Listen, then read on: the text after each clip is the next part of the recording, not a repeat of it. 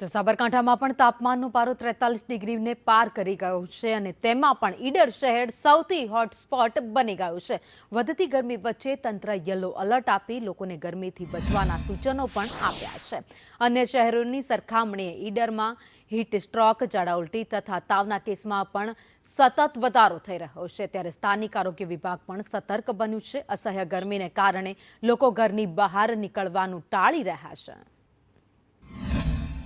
हाल गर्मी प्रमाण बहु अतिशय वधी रही है। 40 થી 45 डिग्री गर्मी हालनी तारीख में बताई रही है।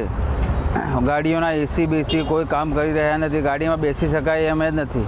बाइक में हेमलेट पहरीने चाली जई शकाय एम नहीं।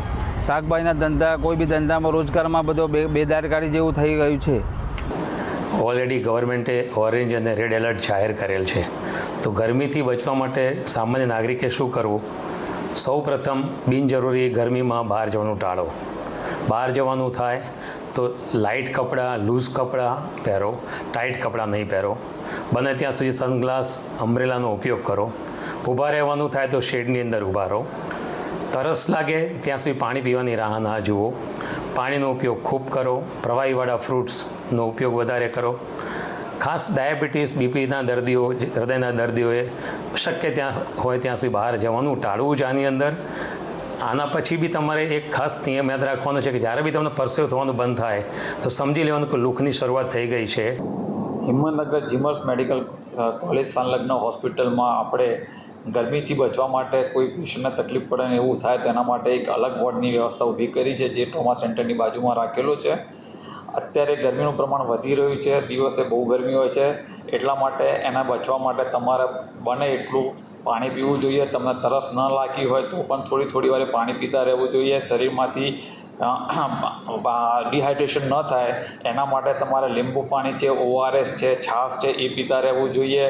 ગરમીમાં જરૂર વગર બહાર ના નીકળવું, એસ્પેશિયલી 12 થી 4ના સમયમાં તો બને ત્યાં સુધી બિલકુલ બહાર ના જવું જોઈએ। સાબરકાંઠા જિલ્લામાં 2 દિવસથી ગરમીનો પારો વધ્યો છે।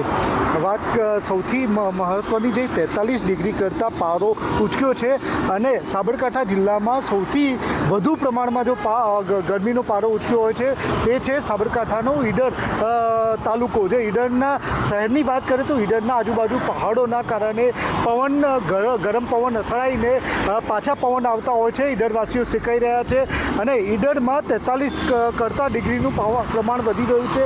લોકો તમે જોઈ શકો છો કે રોડ ઉપર આવતા જતા ક્યાંક ને ક્યાંક પબ્લિક બપોરના સમયે નીકળવાનું ટાળી રહ્યા છે અને તંત્ર દ્વારા પણ કહેવામાં આવ્યું છે કે કામ સિવાય બહાર ન નીકળવું।